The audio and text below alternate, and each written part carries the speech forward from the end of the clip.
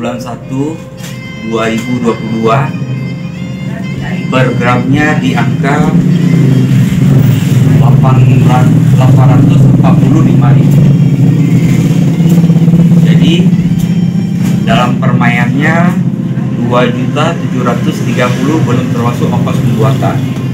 Kalau dengan ongkos pembuatan hari ini menjualnya di angka kisaran di angka 2.800.000.